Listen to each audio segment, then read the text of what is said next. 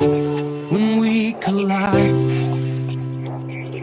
You always look like a star, I always look from afar. Too shy for your type, so when you said hi, I guess you took me off guard. And you just laughed at my shyness, felt like I was meeting her highness. Cause you were always a queen, made me feel like a king. And now here we are, yeah. And we ain't worried about nothing, we ain't worried about nothing. We ain't worried about nothing, no matter what we've done, we put love in it. We ain't worried about nothing, we ain't worried about nothing. We ain't worried about nothing, so when the storm shall come, we're still loving it.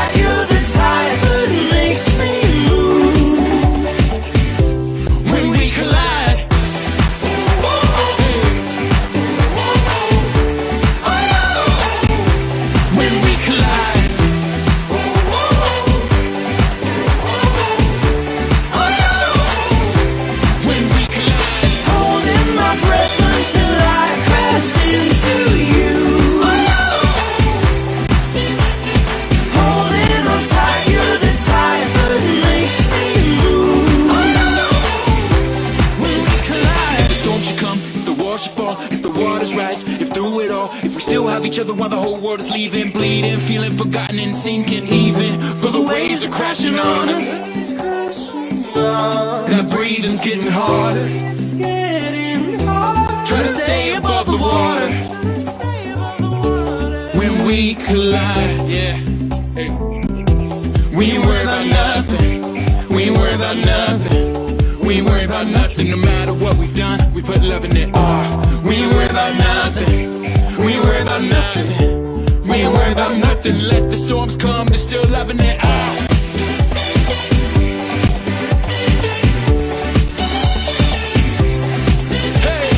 Holding my breath until I crash into you. Holding on tight, you're the type that makes me move. When we collide.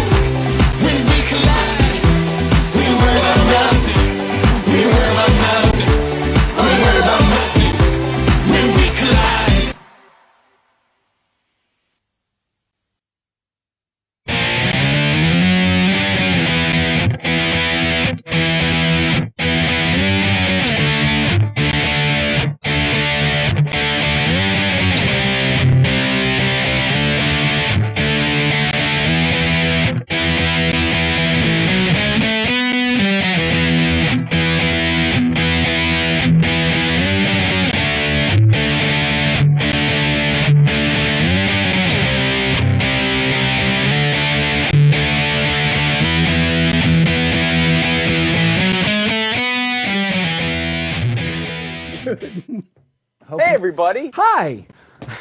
Hey. Woo. How's it going? Oh, my hair is doing something weird. Okay. All right. Well, first and foremost. First of all, good afternoon, good morning, or good evening, and welcome to the Vanguard. For Spike, you just switched on me. For Spike, I'm still here. I'm just sharing it Oh, again. you're just sharing it again? Okay. The world's best Jewish mountain climber, Cohen. I am Matt Wright, and we are traversing the muddied waters of freedom. Hey, everybody. I don't see where we're live, but I believe you. I mean, we're definitely live. I hope. And now I see it now. Yay. There we go. And we're live, and I'm looking at me. I look amazing. You do look amazing. Woo. I just want this to move. Sorry about technical difficulties. We No. for Oh, sorry. No, go ahead. You say it. Okay. For anybody who hasn't been paying attention to the first part of this, we got an update. Well, I got an update on the software we use to stream everything. And since this update, things have just been awful. Like OBS needs to fix it because we'll be streaming fine. Like right now, I'm just under 30 frames per second, which I want to be at least 30. I'd like 60, but whatever. And I'll take 30, and I'm at 2,600 kilobytes per second. And then randomly, it'll drop down to 165 and just be I'll disconnect.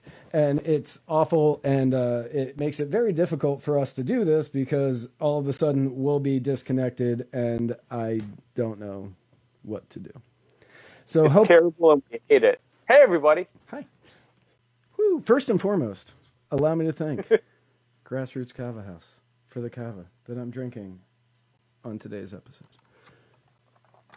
And allow me to thank the original that has started me on this whole thing, Kroger. For their beautiful and delicious purified spring drinking water. I don't think it's spring water. It's drinking water. It's Bulavanaka. For anybody who caught the opening, we hope you enjoyed the new opening that we came up with, but then we had to...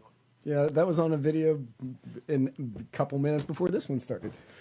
Equally hope that you enjoyed waiting for us to be live again. Right. Hopefully all of that. Irish the Spud Boy said he's got us on the YouTube and to blame Canada. And we've got A12 Iggy Mom. A12 Iggy Mom says, hey, A12. Hey, A12 Iggy Mom. Alpha Dozen. The old Alpha Dozen Iggy Mom. What? I said old Alpha Dozen. Old Alpha Dozen. So yeah, we missed last week because Spike decided to take a vacation. Yes, and also, so I decided to take a vacation somewhere that apparently had neither Wi-Fi nor data for my phone.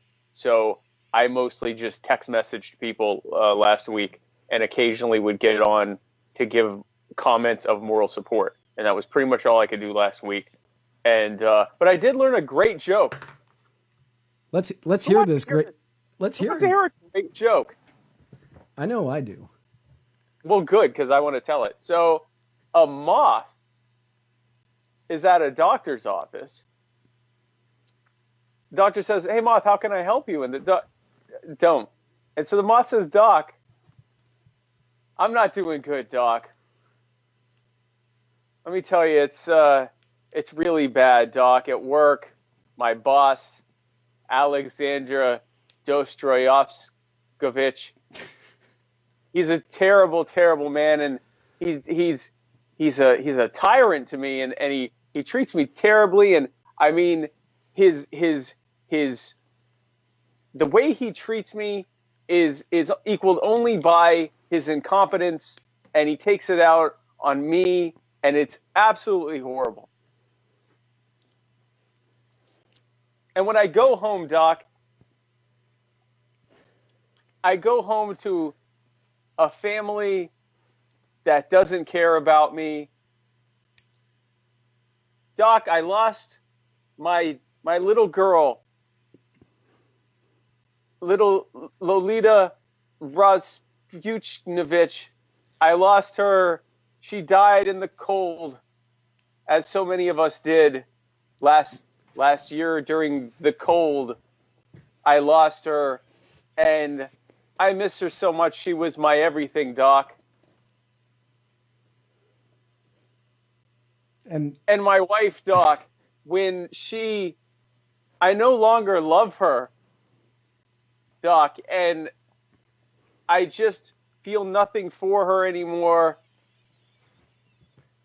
And Doc, my son, little Pyotr Novstroyovskovich. They have different last names. Yes. Yeah. And Doc, my little son, when I look at him, I don't see myself anymore, Doc. I see a lie.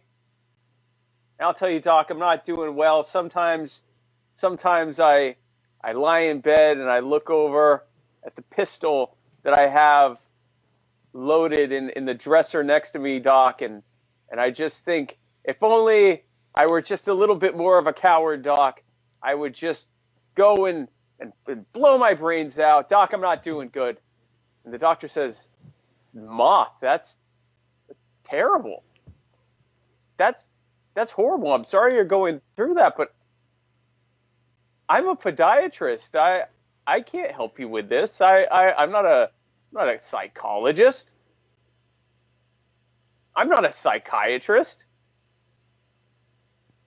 Moth, I'm a podiatrist.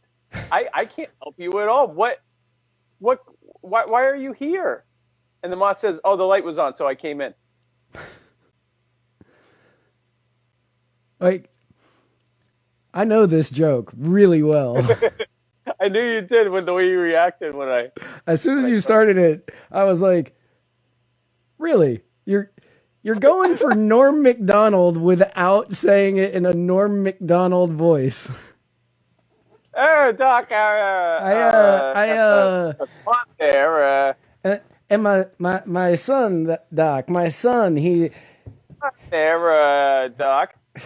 That was a joke.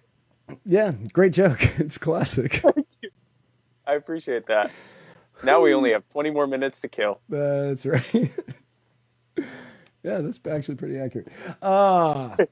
So, because Spike was learning a joke that Norm Macdonald said on Conan 10 years ago,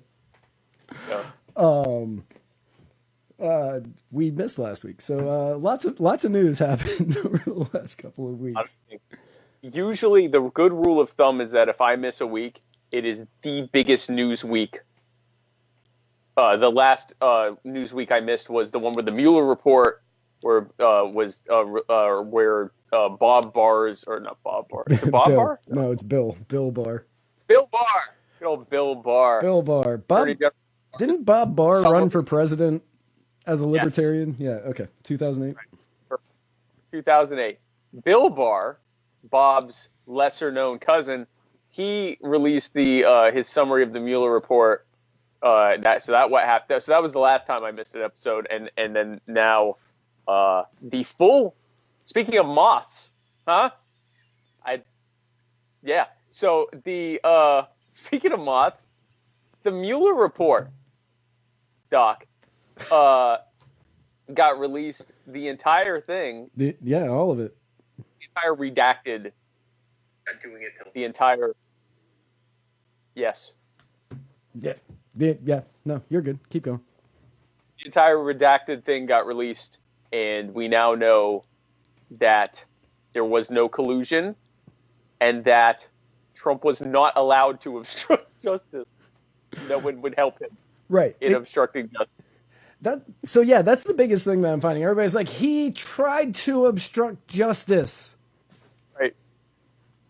I have tried to do a lot of things in my lifetime. Right. But I, not having done them means that I didn't actually do them. Right. Yeah, you are not guilty of that thing if you can't. Right. So if, for example, I say to someone, hey, I need to go somewhere to buy some dope. I'm going to do some dope, and then I'm going to go rob this store. And they're like, no, man. No, I'm moth. No, I'm not going to take you to the store and help you do that. And you're like, no, come on, man. We gotta get doped up and rob the store. And like, no, I'm not going to do that. If that ends in that person not helping me and me just frustratedly tweeting, my friend won't help me rob the store and get all doped up, neither one of us actually committed a crime. Right. It's a big loophole. So Is it? I feel as though that's just the way that it's written. Yeah, it's like a couple of years ago, I was going through some shit. I mean, at this point, the show is spiraling anyway, so whatever. I was going through some shit a couple of years ago, and as many of our viewers know, you and I are both in recovery. And Right. I was just at the point where I was just like, screw it. We're not spiraling that hard yet. And I was just like, screw it. I'm just, I'm done. I'm going to go out. I'm going to get as hammered as I possibly can. And Right. none of my friends would let me. Like, I could not find one person to drink with me. I called a friend of mine that I thought, I called a friend of mine for like a green light. He didn't even live here in Florida. So I called him just for the green light to be like, hey man, let's, I just need you to say, okay, go out and drink. Like, that's it.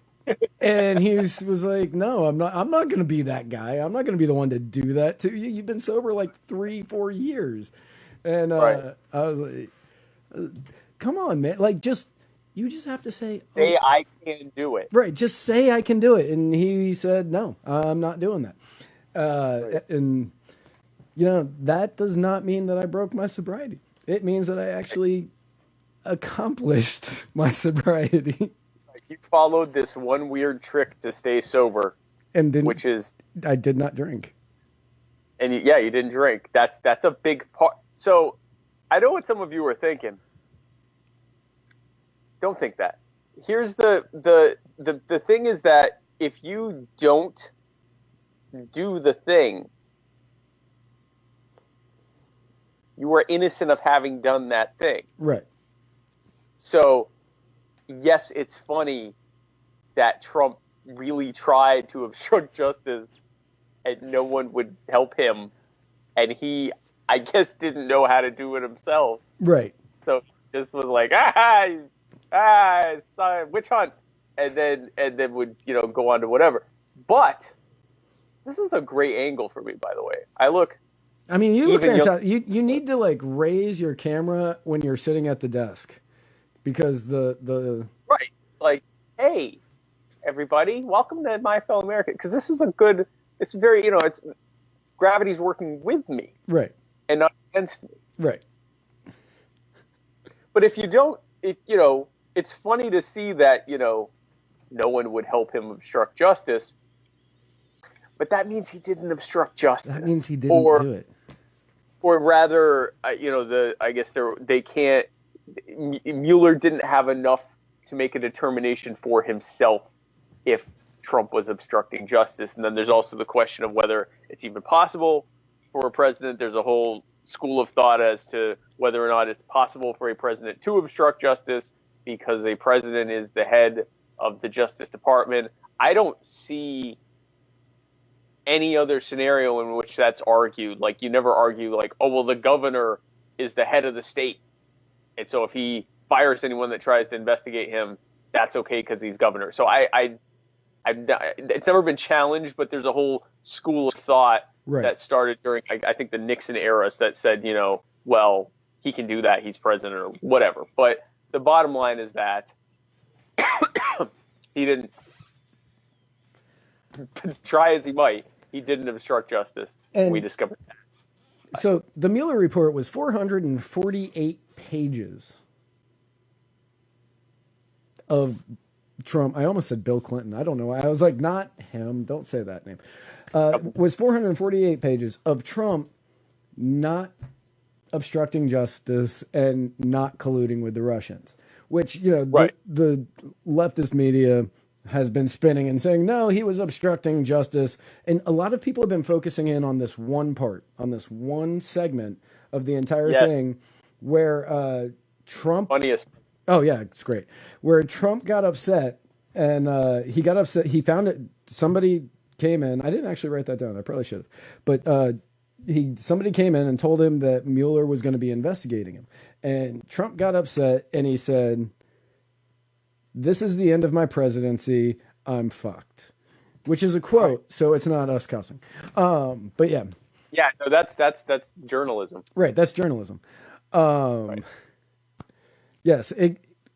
Alpha Dozen just said there wasn't anything to obstruct because no one colluded. Right. Exactly. But yeah, he Which was the other thing is that the biggest thing Mueller, I guess, leaned on was that because it turned out there wasn't anything that happened, it would be hard to argue you obstructed justice. If the police come to me and go, hey, we're investigating whether you robbed this store or not, and got all doped up, and I'm like, screw you, get away from me. I don't give a crap about you. Kiss my ass, MAGA. And I lock the door on them, and they go, well, we have a warrant. And I say, I don't care. I'm not opening the door. And then it turns out they have evidence I didn't do it. It's hard to argue that I obstructed justice. Exactly. But yeah, so in this one sentence where he says, this is the end of my presidency, I'm fucked. Yes. A lot of people are like, well, he's admitting guilt. He is saying he is guilty because he said, this is the end of my presidency, I'm fucked. And I'm just laying into the fact that we can say it on this show. Journalism.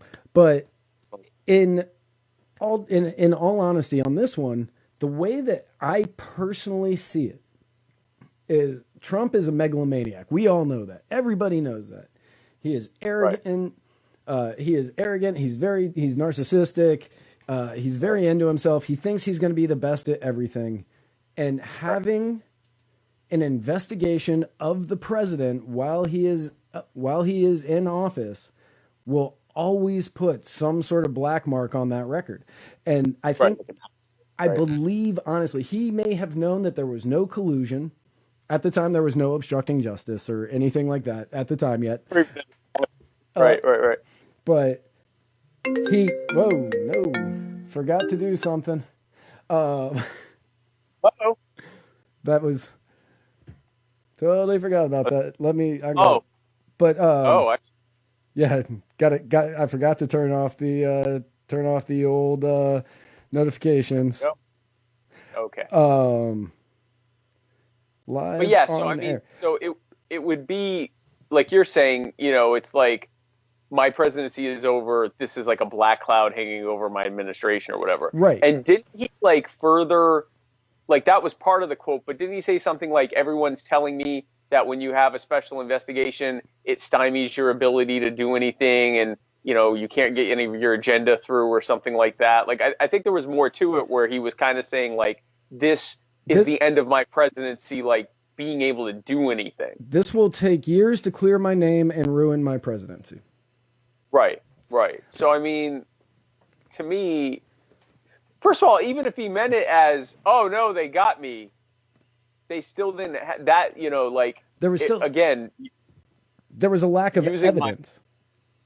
Right. There wasn't evidence that he colluded, and they looked pretty hard. Right. And that's so the whole investigation started as, we know that the Russian government, or they believe that the Russian government did things to try to influence the U.S. election, which the U.S. government never has ever in the history of humankind done in any foreign election ever, by the way. So this is totally undeserved. And the Russian government, apparently wanted Trump to win over Hillary, possibly because Hillary kept talking about nuking them. So they knew that, and so what they were trying to figure out was there an active collusion between the Trump campaign and the Russian government, and they found no evidence of that. Right. And did they obstruct justice? Well, we had no evidence that there was any actual thing to obstruct us from discovering, and the things that could have been considered obstruction, people wouldn't let him do or help him with. He just was generally a hostile witness, but not ready to say that's a prosecutable thing. Right. Just because somebody doesn't want to answer questions relative to a crime they are being committed or being charged with does not mean they're actually obstructing justice. It just means that they're pleading the fifth, essentially. And I mean, President Trump I'm certain he was just being a dick, because that's just who he is. He was being a dick, and listen, here's the thing. If they had determined that he had colluded, they'd probably have something there to say obstruction of justice, because he wasn't just not cooperating. He was also going on Twitter and saying that they were scum and that, this and that. So I mean, he wrote a thin line either way, but that's not obstruction of justice. That's being, the best way I can say it, it's a hostile witness. You don't want to participate. You're doing as little as you possibly can, and you're considering going further, but not actually doing it. Right. So, I mean, that it is what it is. But there's just enough there for the Democrats, it seems like Nancy Pelosi and Steny Hoyer and like the congressional Democrats, or at least the ones in leadership positions, really want to move past this and say, well, this is enough to show that he's a bad president and we can, remove him next year. And the hardcore left and the new Democrats in Congress are like, no, we need to impeach, which is stupid. Yeah. So one of the main people who is actually making it part of her campaign is Elizabeth Warren. And right. If anybody watched the CNN town halls Monday night, for those of you who aren't watching us live, Elizabeth Warren led the evening. She was the first person, and the questions the audience was giving her were just softball after softball after softball. They were easiest questions ever. How do you feel about pot? What should we do about military style weapons? Stuff like that. If you can move like 2 inches to your left, your left.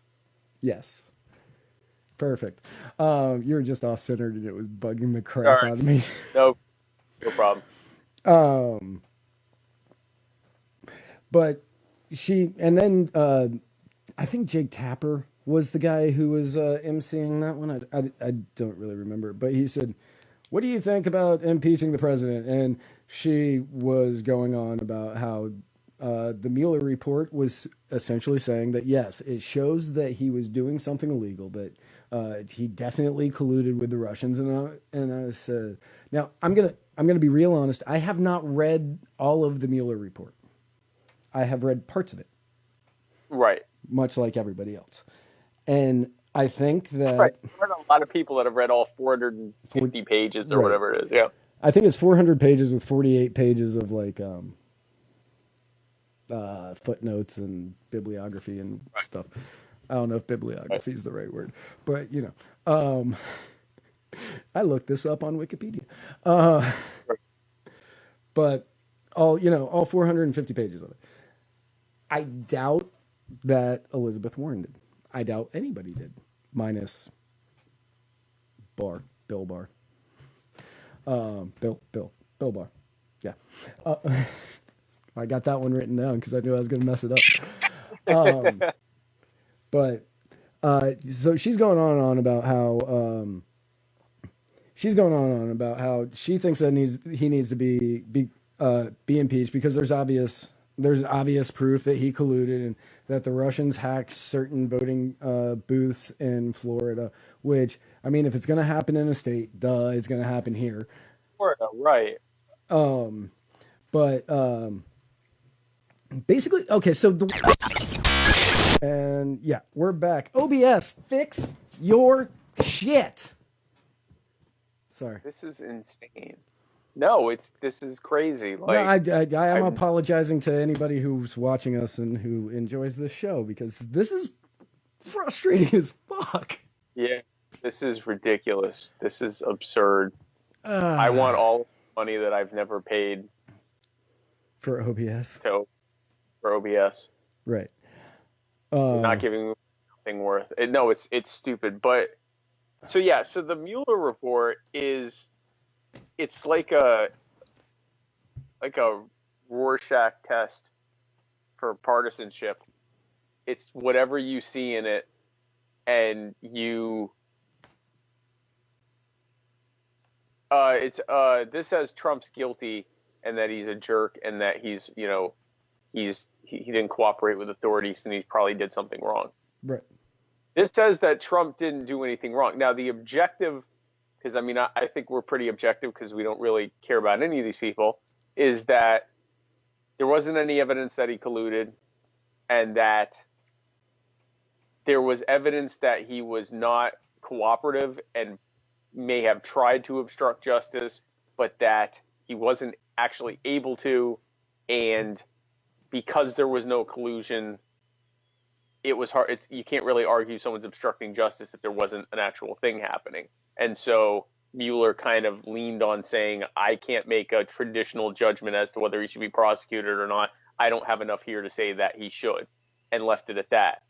And so it's not an exoneration, but it doesn't say, there's nothing actionable there. Right. And it would be hard, especially in a Senate that is majority Republican, and Liz Warren knows this, to say, let's start impeachment. She knows how that's going to end, but she has to say it because she has to get her progressive bona fides out there before the next guy. So just plain Skippy on the old Periscope said, so that gives fake Pocahontas the right to impeach him? Question mark. Yes.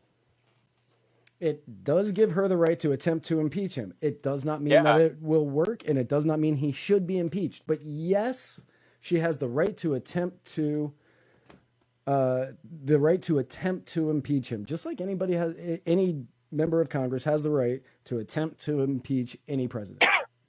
Yeah, anyone in the House can introduce articles of impeachment, and if it passes with, what is it, 2/3, I think. 2/3 majority. Is it 2/3? Yeah. And that, because one's majority and one's 2/3, and I always forget that then the Senate moves to see whether they're going to, they do basically their version of a trial and decide whether to convict him or not. It's never actually happened in U.S. history. Doesn't mean it can't happen, but I don't think it's going to happen from this report with a Republican majority. I don't even think it's going to happen with a Democratic majority. No. You don't have a smoking gun that he actually did anything illegal. Right.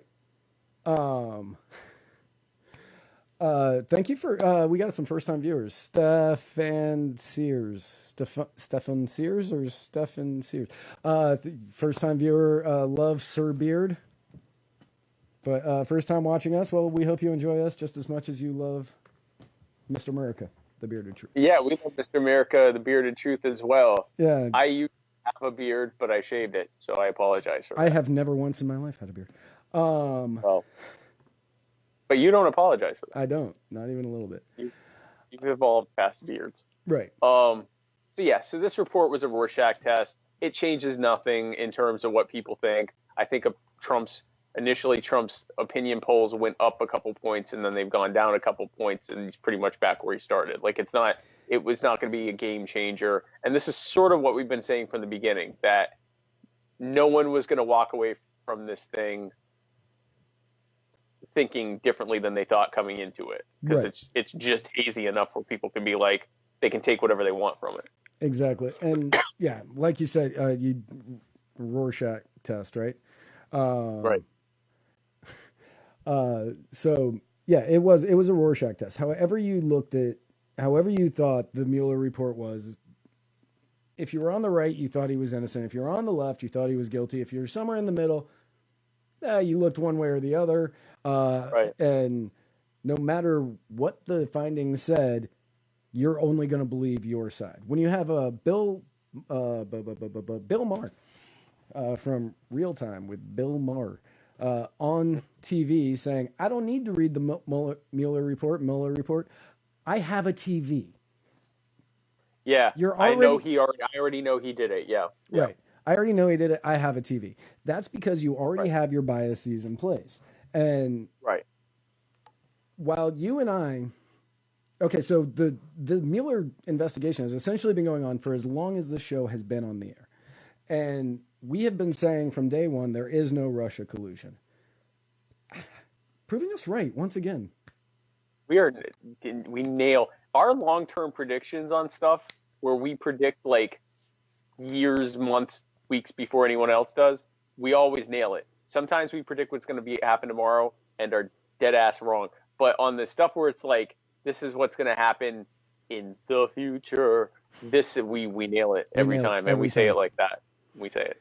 But so we've been saying that all along.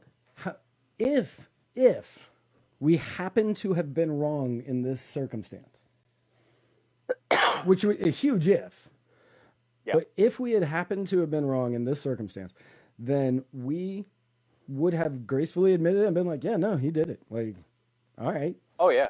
100% he did it. But again, we were right. And we just continue our amazing winning streak. And here's the thing. The reason we said we don't think he did it isn't because of any kind of partisanship or loyalty to him ideologically or partisan-wise or any other reason. You know, we don't, like, it had nothing to do with that. We said there wasn't anything there, especially the longer it went on, because my biggest thing was if there was something there, we'd be getting leaks about it. We are getting way too many leaks from the Trump administration and from this person's campaign and from that person's. We know a lot of, big ticket, bird's eye view stuff that if they had evidence that there was like Trump collusion, we would know. When this last BuzzFeed News garbage came out, and I forget what it even was, but where they were saying that they had a bombshell that Michael Cohen had some kind of evidence that Trump had colluded, and no one else was saying it. It was like, okay, look, if no one else is saying it, then you're probably wrong. And sure enough, Mueller actually took the unprecedented step of coming out and saying this report's garbage, which he hadn't done that with any of the other ones. But the fact that there was no leaking of anything saying, yeah, no, Trump definitely colluded, that to me meant, are we gone again? No, we're not. Oh, good. Okay. I was laughing at a comment. I was just going to wait for you to finish until I read it. Okay, no problem. Yeah, no, it's the fact that we never got a leak was why we said there was no collusion here. People voted for Trump. Trump won because a lot of people didn't vote for Hillary in the states where one would expect them to, and they didn't because she was a garbage candidate. End of story. Right. Just plain Skippy One said, you got a better chance to prove collusion with Kim Jong-un. Yeah, I mean, much better shot of that. That's actually a decent. You could actually argue that. Actually, yeah, I mean that you're going to have a much better chance there than you do anywhere else. Yeah, I mean, I actually kind of like that theory. Right. I mean, I'm not opposed to that one. I'm not opposed to that theory at all. My only issue with that theory is I don't think North Korea has the technology to be able to hack anything. Oh no, it did no good whatsoever. But I like the theory, right? Because even if you had colluded with the North Korean government, they could maybe like do a couple email blasts on MailChimp, and that's about it. Like, I mean, they're not gonna to really be able to do a heck of a lot because they're dying, they're starving to death. Right. Like colluding with Venezuela. So a little bit. So yeah, do you have anything else on the Mueller? No, everyone's already thought what they thought. And now we know what it was, and still everyone still thinks what they thought. Right. That's basically the way that I look at it. Real quick. Unfortunately, that's true of most stories. Is everyone's just going to think whatever they thought anyway. Chris Reynolds says that your beard is better than North Korean technology. That could be true of either of our beards. That's actually, well, I think their technology is still better than my beard. Because it's non-existent. They have some form of technology. That's a good, I mean, right now many would consider this a light stubble, and for me this is truly a shadow. I shaved yesterday. So this is I'm a hairy Jew. I do a lot of trimming of my hair to keep it under control. So yes, no, I'm definitely better than the Norks, but you know what? Yeah, your beard and the Nork technology, pretty. There's a contest there, right? And And Tova Shriver says, "You look good, Spike." I'm still annoyed at you though. So you know what that's about. Yeah. I do know what that's about, and we'll just leave it at that. But thank you. I try my best. So before things started going all haywire on us, we were touching briefly on Elizabeth Warren and her desire to impeach the president. Liz Warren. She also moth of the Democratic presidential hopefuls. Arguable. There's just so many of them now. That's a lot of them are the moth. Yeah. Right. Exactly. So she also has announced this week that she wants to enact a $640 billion program for student college loan debt. Uh-huh. And in her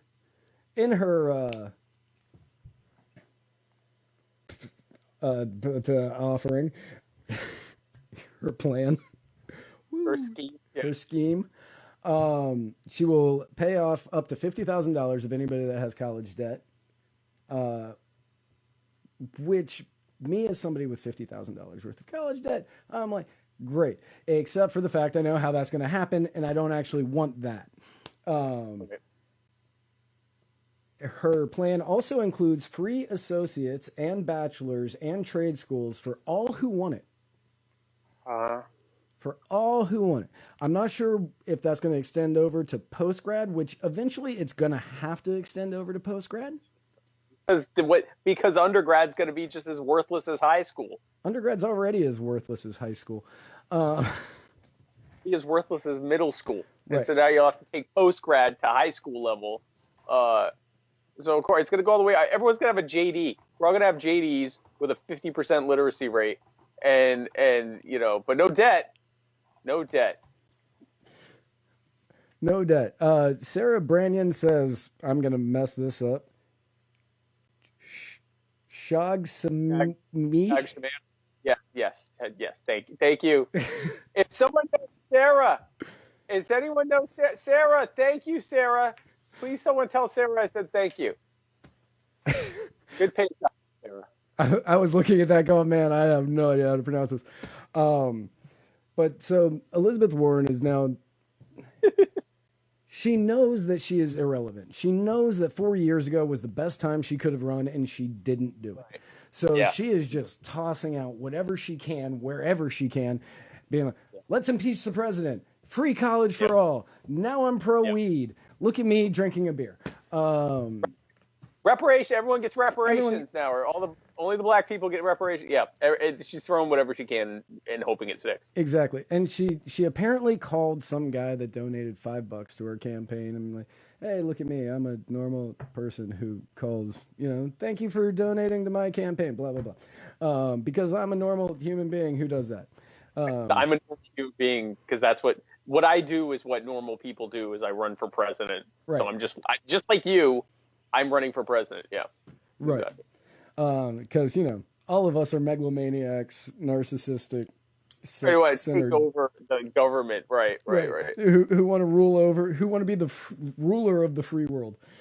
Right. One of the refreshing things about Trump was that there was zero pretense of humility at all. Every once in a while, he'll be like, yeah, I'm in this for you. No, the hell he's not. No one thinks he is. Like, he doesn't pretend that he's one of you guys. And no one who's running, for mayor of a smallish town, sure. If you're running for federal office, stop telling me you're an everyman. You're not an everyman. And if you're running for president, stop. Right. Just stop it.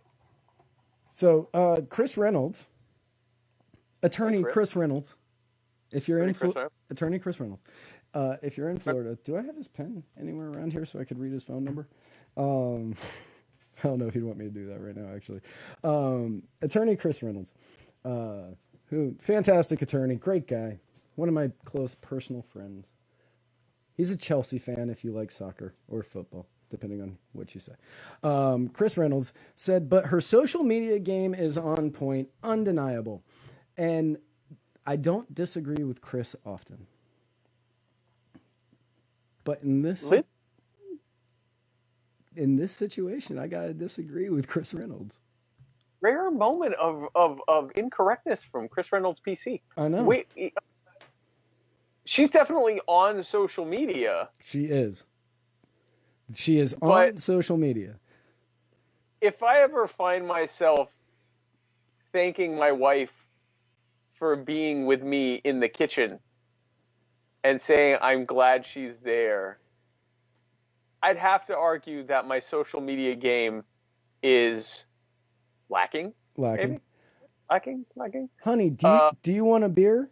No, it's 2:00 in the afternoon. Why would I want a beer? I don't want to day drink with you in front of 100,000 of our closest friends and family. Right. So, like you, I am a 78-year-old woman, or 73, or however old. I'm well into my 70s, who's drinking a lager, as I want to do in my kitchen. Hey, here's my husband. Great to see you. Great to see you. I'm glad you're here. I'm glad you're here. It's good to see you. Hey, you want to drink with me while we talk about, I don't know, healthcare? I mean, and then, so that guy that Liz Warren called, no doubt, is going to have a fun time when Beto O'Rourke comes to his house, jumps up on his countertop, and then kneels down to get eye level with him, because he's an everyman too. Like you, I'm a 6'1" man who jumps on top of stuff and then gets down low to the floor so I can get, like, look at you. Couldn't just stand in front of you and do that. I have to make it about me and make your countertops dirty. But so that he has that for the low price of a $5 donation, he's got a lot to look forward to. And now Chris Reynolds is retracting, saying my 11-year-old son who has no social media presence is better than Warren. And see, we're changing minds here. This is like the McLaughlin group, but just with Chris Reynolds. You're wrong. You're wrong. Wrong. We both. I just dated both of us there, but and possibly Chris Reynolds as well. But yeah, I a lot of people have a strong social media game. Bateau is another one who does not. He did the live stream of his teeth getting whitened. Like, I'll admit that the last time you and I got together and we talked about AOC, she had just gotten drunk on the floor and was eating fruit snacks like some low-rent David Hasselhoff. And her social media game isn't bad. It's not bad. It's really good. No. She has a voice, and it's a very obvious voice. And she's got a very obvious following, and it's great. Yeah. I hate everything she says. But, well, I hate almost everything she says. But right, but she has a strong following. Yes. She has a good concept. She's like Trump. She knows what her audience wants, and she gives it to them on a regular basis, and they love her for it. Exactly. But, outside of her, I don't really know of a Democrat that's got a good... I can't think of a social... Rand Paul isn't bad. Yeah, he's not bad, but But that's Marianne. Is it? Oh, okay. Yeah, that's Marianne that's running his social media, so... Well, there you go. So that's his wife. If you look at any of the Democrat presidential candidates, they all seem like boomers trying to get hip, even though some of them are only a few years older than, well, not us because we're very young, well into their 30s. Some of them would almost be considered younger than us if we weren't so young. Right, exactly. If we weren't actually children. But you look at, Liz Warren is just, I remember she posted this video of, she was on the train with her husband and she pans over to him and he's asleep and she pans back and is like, hee, I just recorded my husband. It was asleep. It's like, listen, don't, just please stop. Right. We get it. This is get it. You are on the internet, and okay, but I'm not going to vote for you because of this.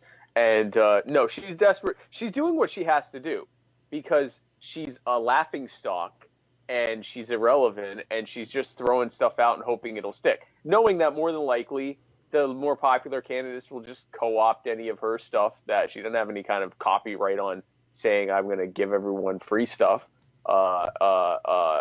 You've got, Andrew Yang, who is, out in front saying, I'm just going to give everyone just money. And then as he goes along, he just keeps adding free stuff to it. And, by the time it's over, it's like, everyone is going to get everything paid for everything, and everything will be great. Yang. But he can get away with that because that was his shtick from the beginning is, hey, I'm a successful businessman and I want to give everyone free stuff. Yep. And he because you deserve it. And the robots are coming to take everyone's job. So here's free money because of that. Right. And that's not like, that's his thing. So even if people try to co-opt it, it's obvious that they're co-opting Yang stuff. Liz Warren isn't known for all this stuff. Liz Warren is known as pretending to be a native and, calling for a terrible consumer protection board that thankfully has been neutered. And that's pretty much it. Right. So as of today, Okay. Right now we have 20 people which are in the race for the Democratic nominee after Representative Steve Moulton, a Democrat from Massachusetts, entered the race. Former Marine Corps. Seth. What's that? I think it's Seth. That's what I said. You said Steve. Oh, Seth. I've got it written down as Seth. So. Okay, go. All right, okay. Yeah. Mr. Moulton. Mr. S. Moulton. S. Moulton. Seth Moulton. 40-year-old Marine. But Thursday, big news. Thursday, there'll be 21 people in the race. 21 as former Vice President Biden will be announcing on Thursday that he plans on sniffing the hair of all of America. As Joe Biden walks up creepily behind the Democratic presidential hopefuls, embraces their shoulders, and takes a nice whiff. I can't wait. I cannot wait for this debate, of which they're having 20 people on the stage, I believe. Something like that. Either that or they're doing 10 and 10. Like they're capping it at 20. I know that. So there's 21 people. One of these people isn't making it. I could make some bets right now, but I'm not even going to worry about that yet because I think we're getting more people. But oh yeah, we're definitely getting more. If freaking Seth, what's a Seth Moulton? I've never heard of this person. I've never heard of a Pete Buttigieg. Pete Buttigieg. Pete Buttigieg is in third. That's what's so funny about it, because everyone. Do you know what this is? And this is something that a lot of the left aren't comfortable with, is that the Democrat Party standard voters who are not plugged into what's going on right now are just looking at like the white guys and saying them, because the top running people, correct me if I'm wrong, are Biden, Beto, Buttigieg, and Bernie. Biden and Bernie are tied with 19 each. Buttigieg is immediately behind them with like 16, and then Beto's back behind him. Right. So like almost half, roughly half.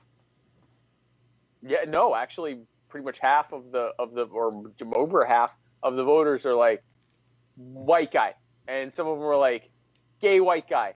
And this is, so the more people come in my mind, the more likely Trump is to get reelected, because I think this is going to be a bloodbath between competing camps, followed by whoever hobbles out of the nomination just getting, flat blasted every day by an empowered post-Mueller report Trump. But I may be wrong, but I don't see it. I don't see any of these people winning. No, me neither. Personally, I'm looking forward to the debates because you're going to have Joe Biden, creepy Uncle Joe, up up on stage, and like they're going to bring out the candidates probably separately, like they're just going to walk out, and you're going to have Creepy Joe walking down the aisle, like shaking hands with Buttigieg. I don't know. He might sniff Buttigieg's hair because he's not sure how to act around gay people. Yeah, He's not 100% sure. He's going to go up to like Kamala and get right behind her and give her the little shoulder rub. Right. Good luck tonight. And, go down, go to Bernie. And he's going to get up there just because he's an awful campaigner. He's a great meme subject, but he's an awful campaigner. Like, this is the guy that said there are so many, it's a good thing there are so many Indians in the country. I'm paraphrasing the crap out of this. There's a good thing there are so many Indians in the state of Delaware because now they have so many 7-Elevens or something along those lines.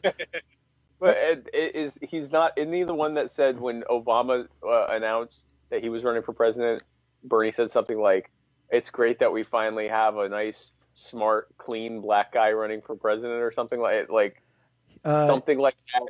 I know the word clean was involved there. And it was like, I believe it was I believe the quote was a clean Negro. Did he say Negro? I think he said a clean Negro. Oh, good. Well, that's even better. I was going to just think black guy, but first of all, just saying clean. Like, if you're happy that you finally seen a clean black guy, then that probably there's a problem there. Right. If Negro, that made it even better. Yeah, no, so I remember in the last election cycle, there were, I think at the top, at its peak, 16 Republicans running. 16 GOP candidates in 2016. and that was unwieldy and ridiculous. And of course, it ensured that Trump won because it was Trump versus not Trump, and that got split into a million different people. And they had to have multiple debates. There were 2 different sets of debates with the B team and stuff like that. Like, now you've added at least 5 more to that, and a lot of them are relatively major players. I think it's going to be a completely unwieldy mess. I enjoy watching as much of it as I can stomach. Same with the Republican one, and the whole time Trump just gets to sit there and build up his war chest for whichever of these poor souls walks out of this intersectional bloodbath oppression Olympics off and walks out with the nomination and half of the party hating him or her. I don't see that going well for them, but right. We shall see. No matter who it is, I don't think that Trump. I don't think Trump loses this election. Like, it's going to take a miracle. Like, that's going to be one hell of an October surprise. Yeah, and I think it would take something like and this could happen, if you had a massive recession that got triggered, or if you had a terror attack, people tend to rally around the person that's president. Look at 9/11. So, I mean, there's really short of like a really bad, an immediate, economic jolt or something like that. I don't really see anything happening that, or the Democrats no longer being how they are, but they are how they are. So right. I don't see it going differently. And again, I don't say this as someone that is like, oh, GOP forever, Trump till I die, MAGA MAGA. Like it's one authoritarian or another that wins, but I think that Trump's gonna win personally. I don't see him. I don't see how he doesn't win with these odds. But what do I know? Now, Chris Reynolds brings up and Tova Schreiber said Biden said articulate about Obama. He said that as well. I just fact checked it. But yeah, but he said clean too, right? He did. Yeah, no, he said clean. He said clean. He said articulate. Finally, a black guy who bathes and can speak correctly. He speaks so well. He speaks so well. I have a black friend. Like that's like so. So it reminds me of the Chris Rock sketch from the 90s, and I don't remember the name of that sketch, but it's the one where he's talking about Colin Powell, and he's like, and Republicans are like, he speaks so well. He speaks so well. What did you think he was going to come out and say? I'm going to push the button. Like, yeah. Yeah. And I mean, obviously it was what Biden was, doing a big blow to Jackson and Sharpton with that, because he's basically saying the other prominent black people to run for president as a Democrat were train wrecks. And okay, I'm not sure I disagree with you, but that's not the way to say it. Right. Maybe say it that way. Maybe say like, this is, I'm not sure how you say that in the Democratic field. I don't know how you say that. I think you just say, yeah, good for you, Barack. I think that saying I think you speak well and you seem clean is probably not the best way to go about it. So Chris Reynolds, but at least he didn't sniff his hair. He didn't sniff his hair. No, he did not sniff his hair. I wouldn't, man. Might have helped him. I don't know. Chris Reynolds wants to know when Bernie doesn't when. Chris Reynolds wants to know, when Bernie doesn't get the nomination, how many Bernie supporters won't go support the Democratic Party nominee? He has seen polls indicating 20% won't support.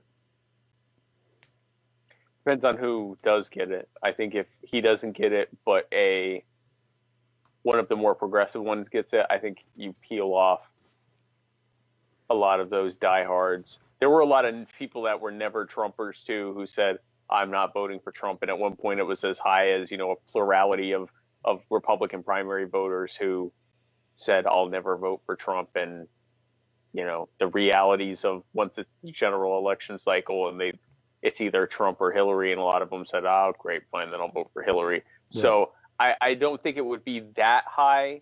And I think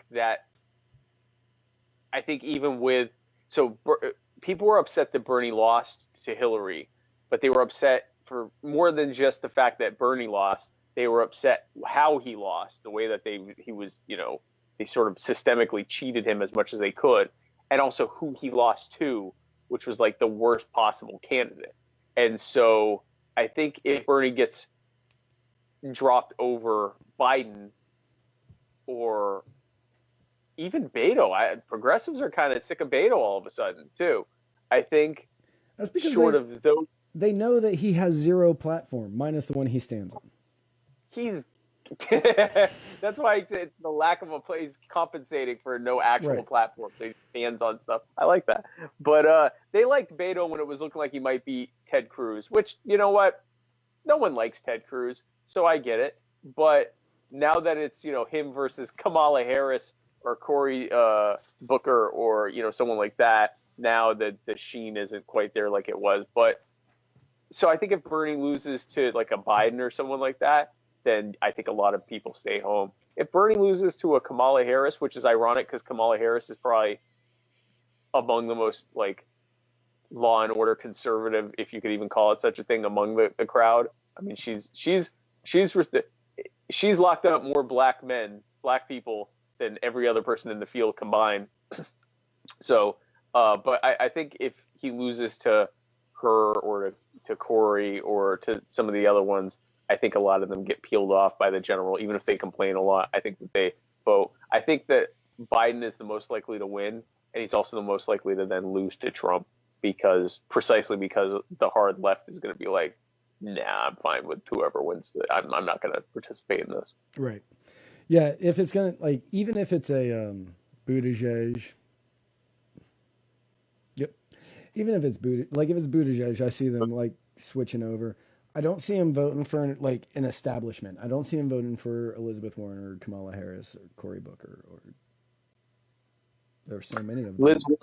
Liz Warren would have an uphill battle. She's probably the most progressive of the establishment, but she's also an old white woman that pretended to be a native and then sloughed it off like it wasn't that big of a deal. Right. And that's not done. Assuming unless she. If she actually starts to work her way up the field, that's not done haunting her. That really is not done haunting her. Because the intersectional feminist crowd that makes up the bulk of the hard left is not done with that. They're not going to jump on her right now because they have bigger fish to fry. But if she actually worked her way up, that would definitely come back. I mean, she didn't. We now know that she actually actively tried to benefit from it. With her job placement and stuff in was it Harvard, Yeah. and then, but even stupid stuff like she submitted recipes to a Native American cookbook, like real, like when we talk about cultural appropriation, that's an actual textbook example of such a thing, where you submit a potato soup recipe and say, like a root and vegetable recipe, and you go, oh, we learned this in the wigwam. Like it's stupid, and that's not done haunting her if she actually works her way up. I think it's done haunting her because she's not going to break single digits. So Right. I would agree with that. On a side note, completely nothing to do with this. Allegedly, okay. Pete Davidson from Saturday Night Live has been talked to about playing the Joker in the next Harley Quinn movie. Ew. Wait. Davidson? Harley Davidson. Isn't there something going on with Harley Davidson? Hey. Yeah. Wow. I forgot all my segues just now. Woo!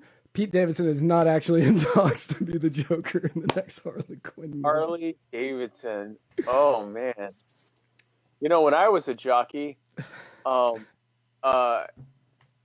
don't even remember that now. Something with Red Hot Chili Peppers. Anyway, yeah, Harley Davidson.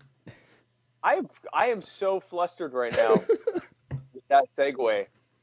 That did the opposite of what segues are supposed to do. I know. By the way, I know. that's like anti-segue. You liked the segues that I sent you, so I was like, all right, I'm going to give one a shot. That was okay. So, Harley Davidson is a real thing, guys. It is. So, we've been told, I don't know if you guys have been following the news.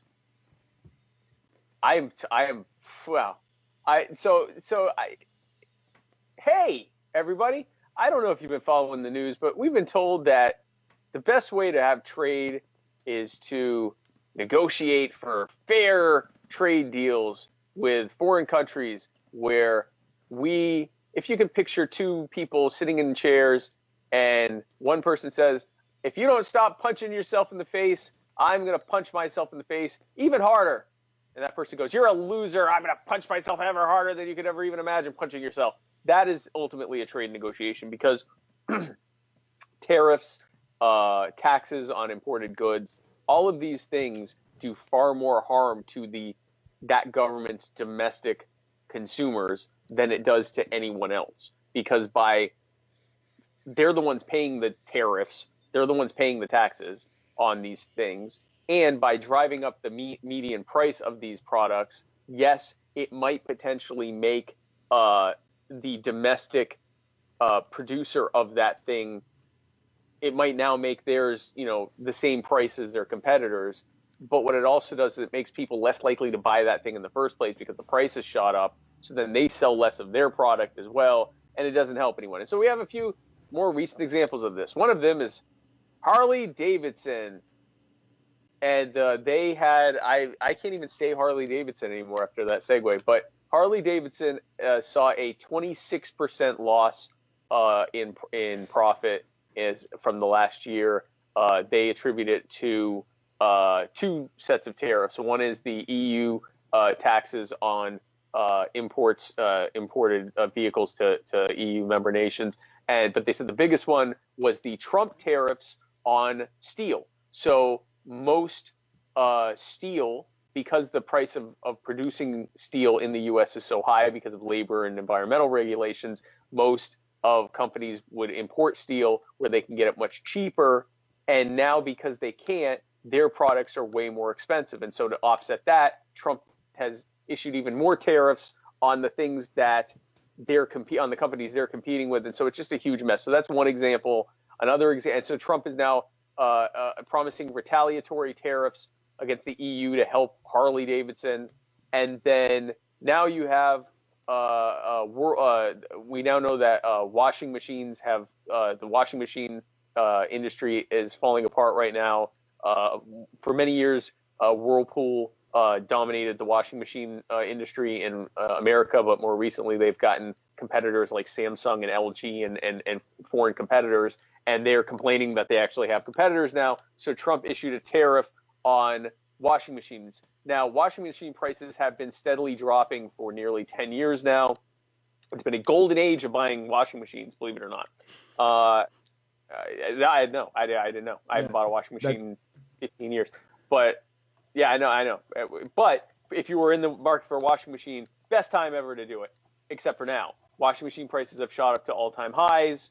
And because they've shot up to all-time highs, people are buying fewer and fewer washing machines, including Whirlpool washing machines. So even Whirlpool, who was supposedly supposed to help, is hurt from it. It turns out, guys, that centrally planned trade and economies are bad because you have governments that don't have any skin in the game and don't have any understanding of how markets work, making politically based decisions for large corporations that are politically connected. And so it ends up not even helping them either. Everyone gets screwed in it except for the government coffers.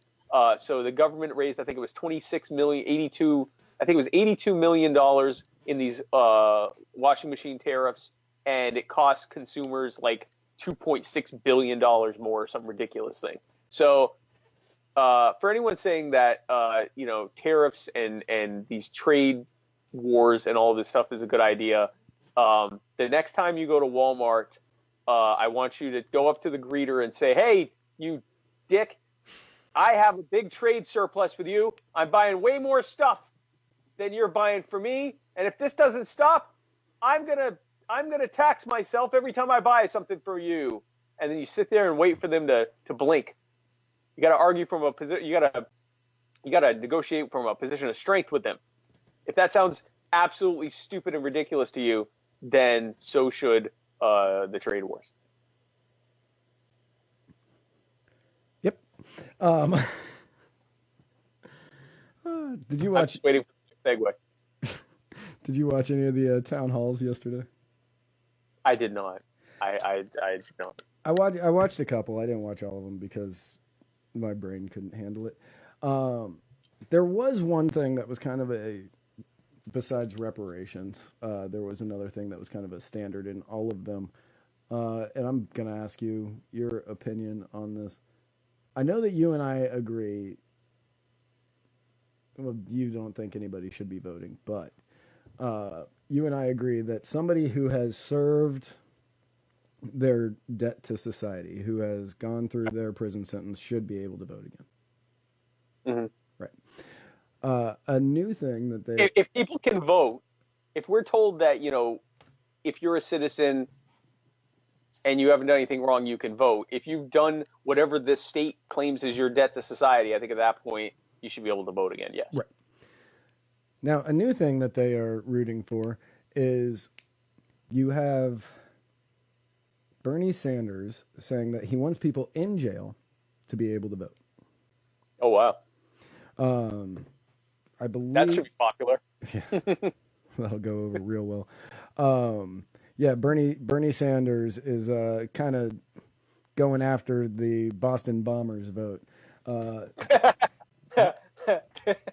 That's one of the people that he used as an example, saying that he used that as an example. Yeah, I did not make that up. Optics, guys. Yeah. There's optics, and then there's Bernie Sanders saying that the Boston bomber should be able to vote, presumably for him. But yeah, so that's been one that they're kind of resting their laurels on, and I think that's an awful thing to be like, no, this is where we're going. Like as far as a party platform, this is a bad idea. Oh, politically, it's a stupid, terrible idea because the average American is thinking, when they think prisoner, the average American thinks rapist, murderer, Boston bomber. Great job on that one, Bernie. They're thinking of the absolute scum of society, who would kill you just as soon as look at you, thieves and violent, murderous criminals should be voting, that's not going to go over well. No. The vast majority of people that are in prison are in for victimless crimes like drug commerce. They sold drugs or they bought drugs, which is, I'm not again, we're both recovering addicts. It's none of my business to say whether you can buy or sell drugs or whether you can do drugs or whatever. As long as you're not harming anyone or aggressing against anyone, it's none of my business. Right. Prostitution, that's another example. And before without getting into a whole thing on the war on drugs or the war on sex or any of that stuff, the bottom line is that the majority of people that are in prison for they didn't actually hurt anyone. A lot of people are in prison for already being a felon and owning a gun, which, I mean, I was told the Second Amendment says that the right to keep and bear arms shall not be infringed. What do I know? I guess it turns out that's wrong. But so if you look at it from that standpoint, and you think of someone who didn't actually hurt anyone, and they've been basically kidnapped and held hostage and forced to live in captivity for doing something that politicians said wasn't, they weren't allowed to do, then should they be able to vote? I'd say yeah, but this also speaks to, but then who decides which ones are okay to vote or not? Because if you ask me, do I think a rapist or murderer should be voting? This speaks to the very nature of democracy. No, I don't think they should be voting. I think they're horrible people, and I think that they're going to make voting decisions that are based on their murderous desires. But then that's true of most voters. Like if you ask the average voter about their thoughts on, like the Middle East or something, they will say things that make it sound like they should be in prison. I've been talking with people, I talk to people about the Middle East. They'll be like, well, I'm not going over there and I don't care about any of them. They can nuke them for all I care about. And it's like, they're going to vote based on thinking that. So, it's a tough one. Like, I don't think anyone should be voting. I think that we've thoroughly shown that democracy is garbage, that any democratic voting system where you are using your vote, none of us have the right to rob or harm anyone. And if we don't have that right, there's no way for us to delegate that right to someone else. So if I don't have the right to harm you, I shouldn't be able to have the right to use my vote as a proxy to say, well, you go harm this person for me. So no, I don't think anyone should be voting. I think at the very least, even if they're in prison, if they haven't harmed anyone and we're saying that voting is a civic duty, then I don't see why you would deny it to them. Boston bomber, no. No, not Boston bomber. Boston bomber, no. I can't believe that he volunteered that as an example of who should be voting. Yeah, I could see a bunch of pedophiles in prison voting to drop the 100 yards away from any school kind of stuff. Right, or to lower the age of consent to 5 shortly after they can't be aborted anymore. It's like you go straight from abortion to legal sex. The magic moment that no one can kill you anymore, but they can have sex with you. That I could see that happening, and that's an example of like that would never in a moral and just and voluntary society, we'd never be discussing the possibility of that type of thing. Right. And yet, because in a democratic system, that's a very real possibility. If enough people got together and said, "Yeah, we should be banging the 2-year-olds," if enough people vote for it, banging the 2-year-olds becomes the law of the land. And I mean, they consented. They could. What if the 2-year-old consents? The 2-year-old said yes. I got this. It says right here on this napkin that I can do this. Yep. So so yeah, I guess it depends on what they did. But Boston bomber, what a stupid and he's a pretty savvy politician. For him to volunteer the Boston bomber as the prototype of who he thinks should be voting, that is being systemically disenfranchised of their right to vote or their privilege to vote or whatever, the Boston Marathon bomber would not have been my go-to. No, no, absolutely not. A 65-year-old in jail on a 3 strikes law for selling cocaine. That would have been my that'd have been my go-to on that one. Not Boston Bomber, but what do I know? Right.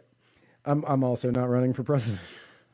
Right, I'm also not. Hey, maybe I'm missing out on. Maybe it's that. Maybe you got to say the bold stuff to get people's attention. I don't know, but no, Right. that would not have my go-to for that. So before we get to our last topic, Chris Reynolds has multiple questions. Oh, good. I'm going to go in reverse order here. Now that the results of the Mueller investigation, now that we know the results of the Mueller investigation, was it 1, justified, 2, worth the time and money spent? No. In retrospect, no, but I guess I'm not sure that that's how you can judge investigations. I mean, there were.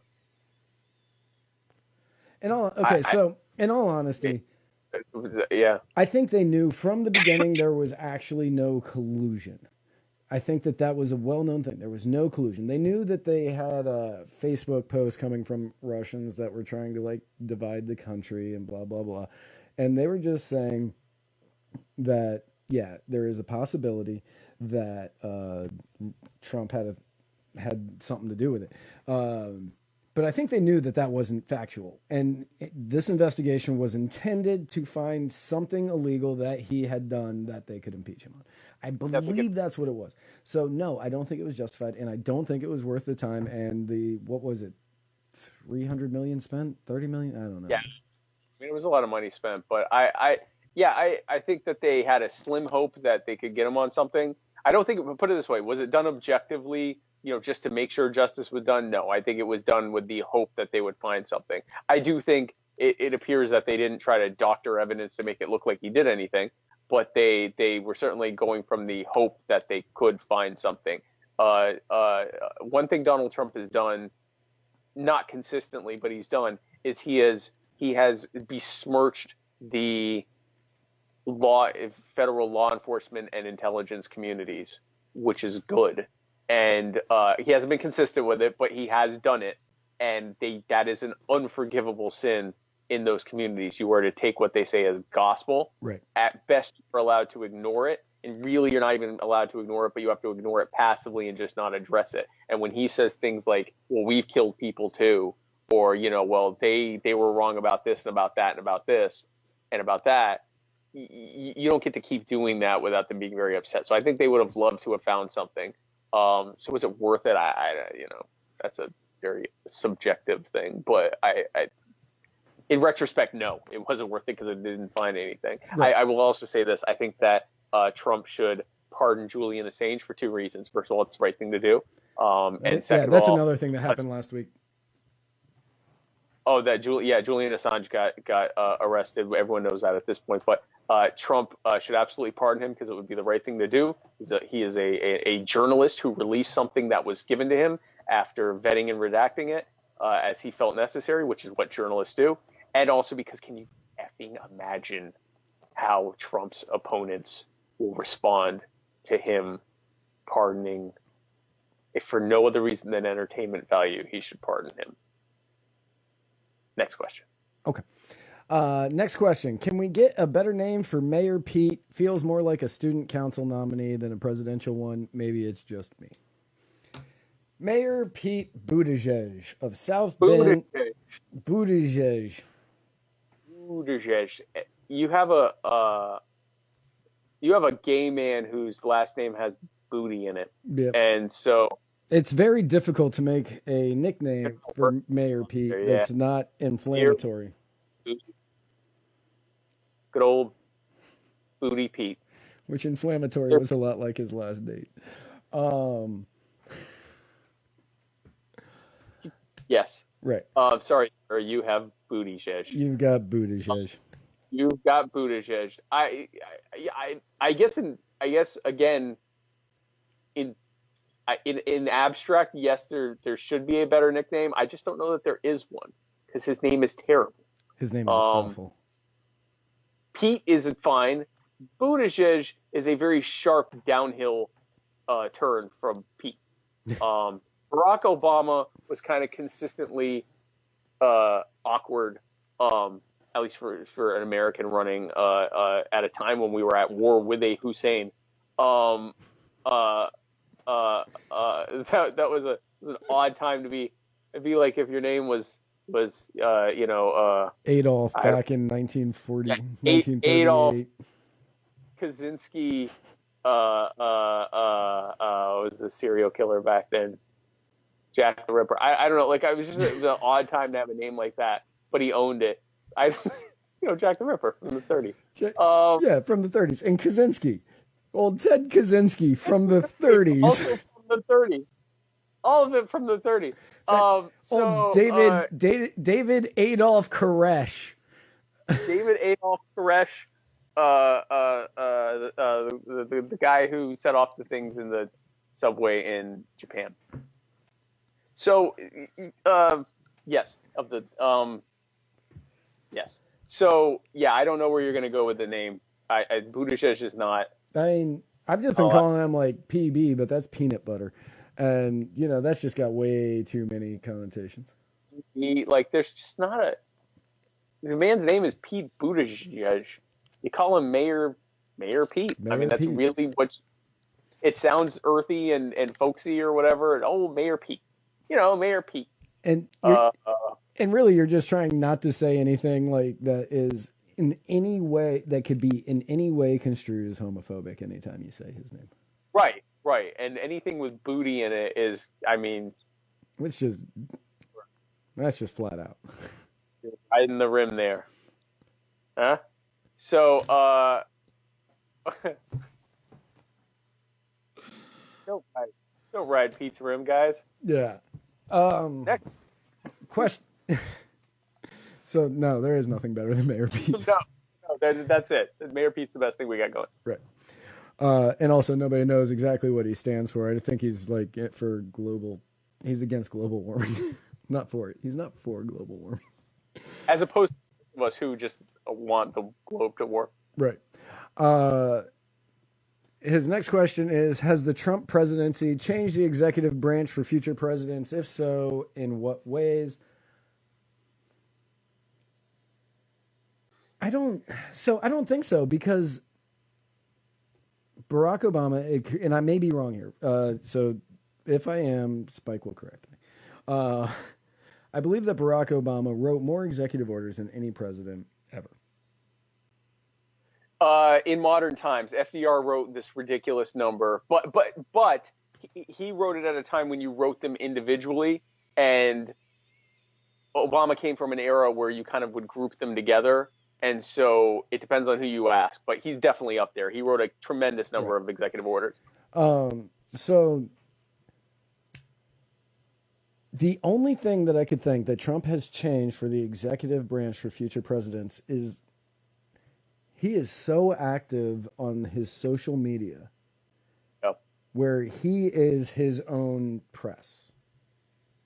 That is the only thing he has really changed. Like, let's say Trump doesn't win re-election, and that Joe Biden wouldn't be able to do it. Neither would Bernie. That's the thing. Generic Democrat X wins because I don't see any winning. But yeah, let's say John Hickenlooper.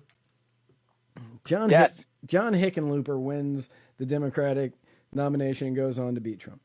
I've never seen Hickenlooper's social media, so I could be wrong, but I could see Hickenlooper sitting on the toilet at 5 a.m. tweeting out about the news of the night and how mad he is at Fox News or whatever other right-wing media outlet. Oh, the muddied waters of freedom went off on me last night. Those guys are bad. Like, I couldn't possibly, sure. I mean, his cousin directed a great movie, and possibly he's kind of, like that. I don't know. I know very little about that man, except that his last name is Hickenlooper. He used to be a governor, and his cousin directed a movie. That's all there is to know. That's all you really. Yeah, that's all you really need to know. But yeah, other than that, I got nothing. I mean, so there's definitely the aspect of how it's. One thing he has changed is, and it's actually a throwback to some of the older presidents like Jackson, who didn't really try to pretend any pretense about the office. And I mean, here's a man who smiles happily in front of his plates filled with Happy Meals in whatever that ballroom is or whatever. And in modern times, there was this cult of the state. And it is a cult. I mean, let's be clear. Like, you look at the Washington Monument, it talks about in this hallowed temple, and it has a dead guy's statue. Like, in order to distract from the fact, like in Wizard of Oz, pay no attention. What's that? Not in the Washington Memorial. What did I say? The Lincoln Memorial. That one, yeah. Yeah. Why did I say Washington? You said Washington. In the Lincoln, in the Washington, the second Washington Memorial that has Lincoln in it. Right. If you look at like in the Wizard of Oz, pay no attention to the man behind the curtain. You had to look at this big holograph with smoke and everything else. In order to distract the fact from the state is basically just people writing on sheets of paper, telling us what to do and threatening to kill us if we don't and robbing us to finance all of that. They create these huge statues and monuments and ballrooms and badges and titles and ranks and for the military they have all the different you can tell I haven't been in the military, different insignias and all the different not badges, patches. Matt, please. Man, I don't know. Like, I know I was flare. in the Military flare. Sure. They got the flare and what you've got all this stuff to create this illusion that they're not just a bunch of idiots who have no idea what they're doing, but are still going to make you do it because some like angry C student got hired to point a gun at you and tell you to. I'm going to anger everyone today. And Trump kind of strips that away where he's just like, yeah, I'm really rich and you all voted for me and I'm hanging out here and I'm going to do what I want. And so it kind of takes that whole, the office of the presidency, he's at the Resolute desk. Do you know that the Resolute desk, Winston Churchill gave us that like there's this like it ends this farce, at least in our time in recent, this farce that the presidency isn't just like a popularity contest where you get to kill people afterwards and might try to kill people on your way up to it like Hillary did. But did he change it in like a fundamental? He's governing mostly like Obama did and Bush did. Like he isn't what both the left and right try to claim he is. He is not a dramatic change in policy. He is a down the road, basically neocon-ish president who changes some hobby horse stuff that gets people worked up, and that's about it. So no, I don't think there's a huge change. Right. Next question. Was that it? Predictions on who wins the Democratic primary and chances of the nominee to beat Trump. I'm still going Biden. Biden and next to none. Right. Yeah, that's about where I'm at. Biden and next to none. And then he just... Go ahead. And then, I mean, we've made that prediction like 7 times. Yeah, there's nothing new. Every once in a while, I'll be like, you know what? Maybe they'll go with one of these more fringe candidates. But then you see the polls, and it's the same old white, blue-collar-ish people in Iowa and Midwestern who are like, yeah, those other ones are scary. I don't like them. I'm going with Biden. He was Obama's president. He seemed like he was Obama's vice president, and he seemed like a nice guy. And they'll make the same, oh, well, he's a touchy man. But you know what? Who among us hasn't hugged someone? Like, they're going to come up with excuses and they'll vote for him and then it'll lose to Trump is what I think. Right. And then he just threw in at the end, other than the Muddied Waters of Freedom, or anything on Muddied Waters Media, really. Right. Any recommendations for podcasts? He then listed some that he enjoyed. Any lesser-known political podcast you would recommend? Yes. The Brian Nichols program, or the Brian Nichols show. Even though he's an awful human being, the Remzo Martinez experience.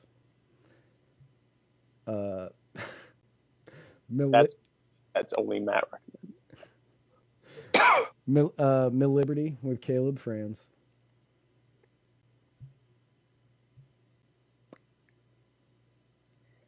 I know the one that it's not lesser known than ours, but I like it is the Anarcho Christian podcast. The Anarcho Christian's really good.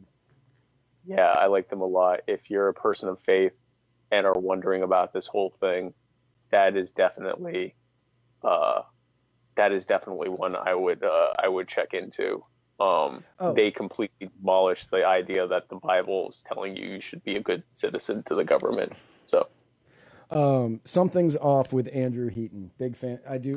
Big fan of yeah, that. I yeah. don't know if that one counts as like a lesser known, but it's a great podcast that I definitely enjoy. It's hard to lesser known.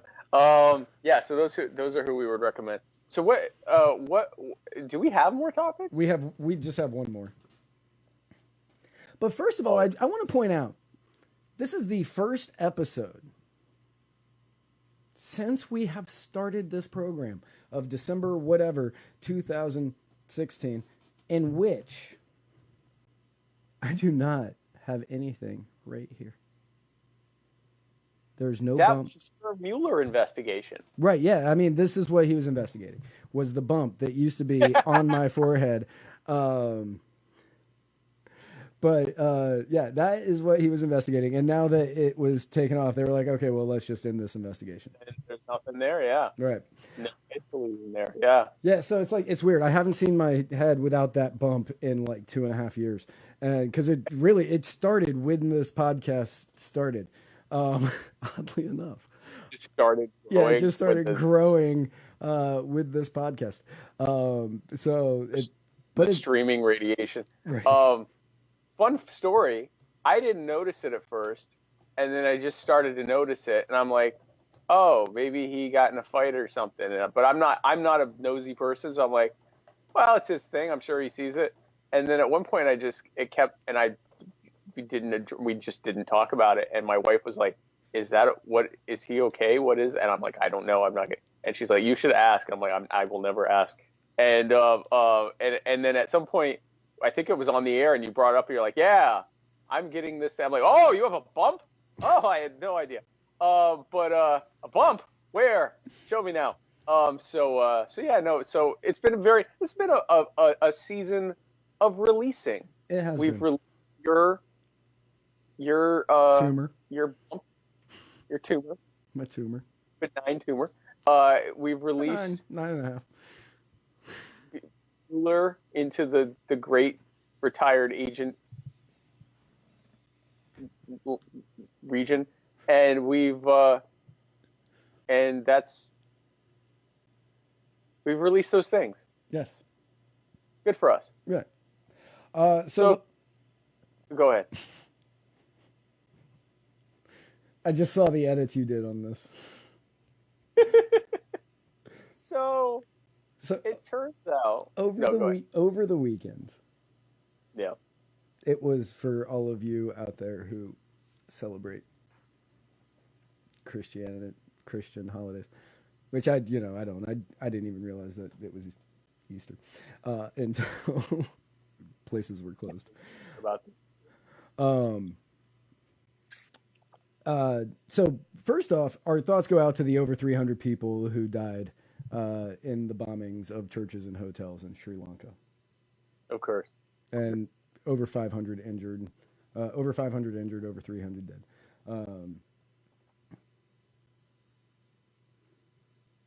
This is a really touchy one because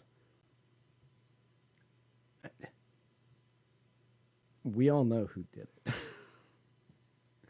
I mean, they've announced who are the people involved. I don't think they're actually trying to start some sort of holy war. I'm not really sure the reasoning behind.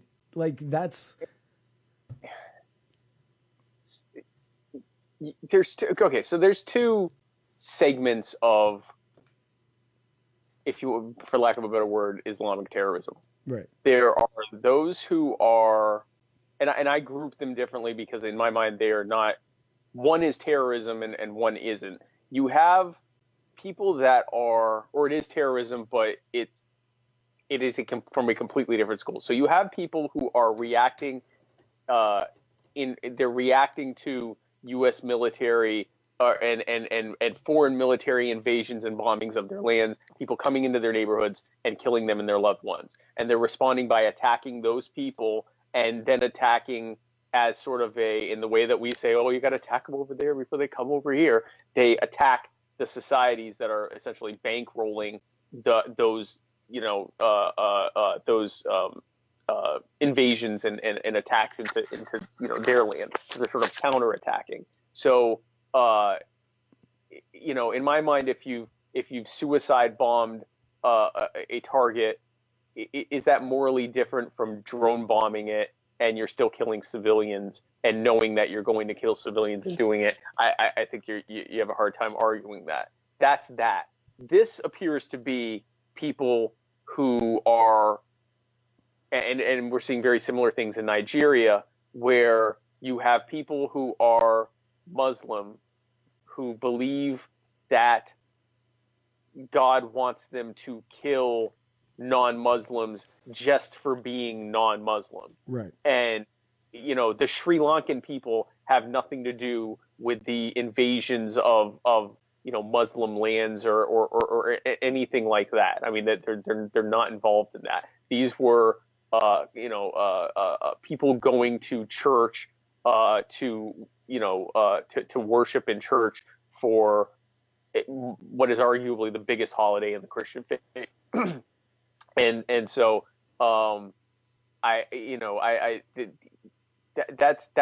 that's terrorism. Is it their attempt to do a holy war? I think it's a semantic thing. I guess so, but it's their attempt to kill people who are not believers, who don't believe the way they do, and there's no defending that.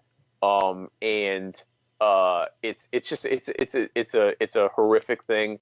There are one of the problems, and I'm Jewish, so I can talk from a level of authority, and my dad's a rabbi, so I know scripture. You have basically two holy books. One that is only part of it is you. So you have the Bible, which is the Tanakh, Old Testament, and the New Testament. The Old Testament solely is used by Jews, and then the Old and New are used by Christians. So you have the Bible for Jews and Christians, and you have the Quran, which is a paraphrased part of the Bible, coupled with then what Muhammad said happened after that for the Muslims. Both of them have contextual time and place orders from God for people to kill non-believers or specific enemies, and saying, kill them, and in very explicit terms, kill them, make sure none of them live, and all of that stuff. And so you have radicals in all of these different faiths who will take those and say, this is an unending command from God to kill anyone who disagrees with us, ignoring the parts of those books that say the opposite of that. And so that's basically what happened in Sri Lanka, and it's horrible. I mean, if I don't know if you've seen the pictures or the video of the aftermath, but it is. I mean, I can't even imagine. It's terrible. It's absolutely terrible. It is absolutely terrible. Now, yep. the politicians who came out after. There's a lot of things to be angry about this weekend. Right. Lots of it. There's a lot to be mad about. There's a lot to unpack here that we can be mad about. Over 300 dead. Over 500 injured. Lots to be angry about this weekend. The fact that Hillary Clinton, Barack Obama, guy from Texas, Castro? Ada? No, Castro. Oh, Castro, yeah. Yeah, Julian Castro. The fact that when they were tweeting out about what happened, that they said hundreds of Easter worshipers. That is a really hard thing to say out loud. Easter worshipers. The fact that they were saying that Easter worshipers were killed instead of saying Christians. And I get it. Like, they always talk, like it when New Zealand happened. They were saying, people. Yeah, they were saying Muslim, and they were saying, and terrorism, and white supremacy, and all that stuff, right? These are not the things to be mad about. Was it an attempt to be politically correct Sure, maybe. Maybe I don't know. Like And no one thought they weren't talking about Christians. Like, so it's not like someone went Easter worshiper. Well, at least it wasn't Christians that got killed. Like like everyone knows what someone worshiping on Easter is. Um, so no, I don't. Is it a demonstration of political correctness that they specifically said Muslims on the New Zealand mosque shooting? Yeah, but also every single one of them we know that died was Muslim. They were worshiping at a mosque. right. Whereas with this, it was they also attacked hotels.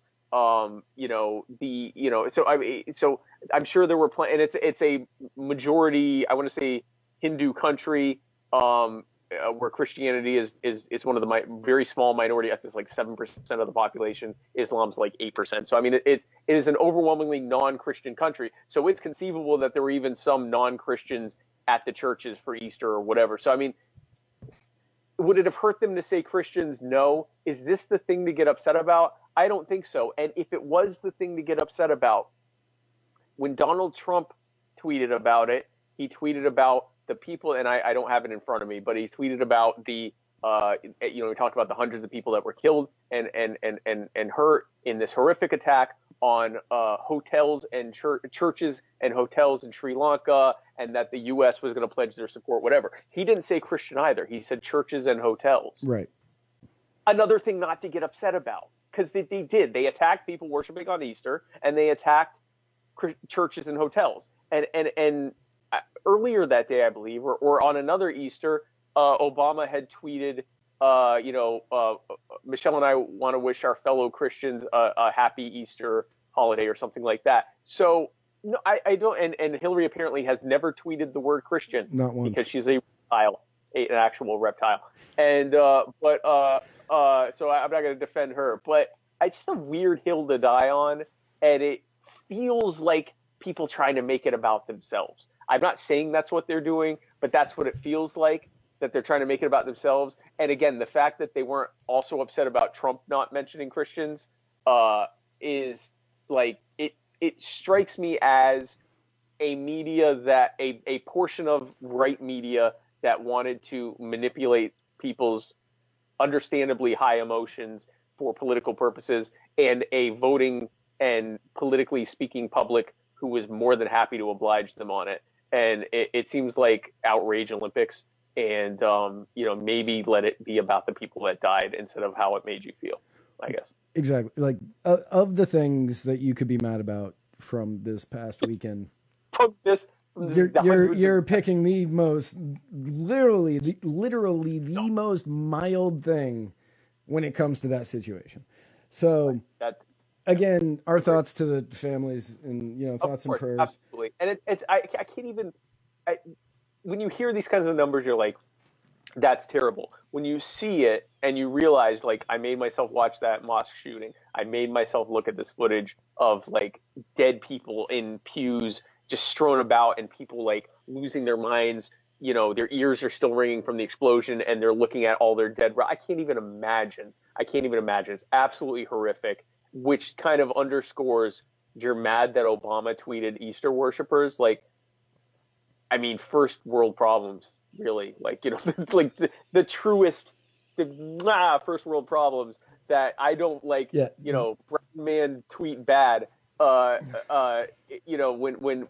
this horrific. It's the worst. The worst. If I correct me if I'm wrong, it's the worst in terms of death toll. It's the worst terrorist attack in this decade, I think. I would have to say yes. I believe it. I think I saw that. I know it's the worst one in years. Right. It's a horrible attack. Yeah, just from memory, I can't think of one bigger. Yeah, and it went on for the better part of the day. So everyone in the town was. I mean, millions of people were horrified. It's a horrific, terrible thing. Hopefully, everyone involved is found, and there isn't really a punishment bad enough for them. And I really don't want to hear. We are very big critics of military policy, U.S. and Western military policy. There is nothing about that it justifies attacking people in a country that had nothing to do with that on Easter while they are worshiping in church or anywhere. That had nothing to do with that, and there was no reason for that. So no, absolutely not. Right. All right. So Sunday's Easter. Sunday's always Easter. So Saturday night I got home, and it was, I don't know, like 12:30 when I got home, something like that. And that means I got home early. But I got home and I was sitting here watching some TV, just kind of chilling out for a little bit. And I got the notification that had happened. Cause time zones are a thing. And Right. And immediately I thought the absolute worst. I was like, this is going to be some coordinated every time zone kind of attack.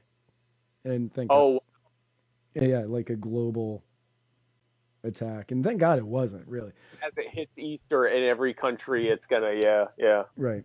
Or in every Easter morning or whatever. I don't know how far I don't know where we are in relation to Sri Lanka, but as people are getting out of Easter service or going into Easter, like I was kind of anticipating this, so I stayed up for a couple more hours waiting to see if more happened, and then nothing did. Thank God. But like, not the way you want to end a Saturday night. Not the way you want to start a Sunday morning, especially if you're in Sri Lanka. But it was a travesty, and the people on the right that were getting mad about the two-word Easter worshiper, get over it. Like, get over it. Yeah. Now, I will say this. It was a curious choice of words, and it had an NPC feel to it because a lot of people, like, it became like the term that a lot of prominent people on the left used was Easter worshipers. So I get the kind of like, what? Easter? What's an Easter? They're not worshiping Easter. So I get it, what the reaction was, but the over the top, they're erasing Christianity. No, the hell they are. No one didn't know what an Easter worshiper was. Like, it was an odd choice. I would love to know what the thought process behind that was. It is not a thing to get upset about in the wake of a horrific attack that killed hundreds of people and wounded hundreds more and traumatized millions. That's not the thing. Right. What an odd thing to get upset about. So yeah. Yeah. One last question from Chris Reynolds. If I didn't know Chris Reynolds had been sober for 11 years, I'd think he's drunk. Any predictions about what a lame duck Trump presidency would look like if he wins in 2020? Honestly, I think it'll look like every lame duck presidency. I think there'll be a lot of talk. And then once he gets elected, there's not going to be any political capital in helping him because it's over. And maybe a little bit more because he's going to have staying power as a kingmaker after the fact because he has such a big he has the single largest political coalition of any individual politician. So maybe that, but I don't think he hasn't really gotten a heck of a lot done. So I don't think that's going to change. I think he's going to place hold until probably a Democrat replaces him in 2024. I think there's going to be so much anger about Trump, and then whoever runs won't be running against Trump. They'll be running against who? So Pence? I'm not going to say that a Democrat's going to replace Trump because I want to see what he actually does in his second term. Right. But I got to see that before I'm willing to say that a Democrat does replace him. Because if the economy's because we saw it in 88. We didn't see it, but America saw it in 88. Oh, people who aren't as young as us saw it. Yeah. But in 80, the wake of 88, yeah. Right. The economy's doing really well. Like, if the economy's doing really well, if he's kind of not started any new wars, if people are seeing more money, more jobs, that kind of thing, I think that a Republican could win. So I'd have to see what he does in his second term before I'm willing to say that a Democrat wins it. And the Democrats would have to put up a uniquely bad candidate at that point, third time, because which is, I don't put it past them. But recall that when I've been told, because I wasn't even alive, that when that Bush ran against Dukakis.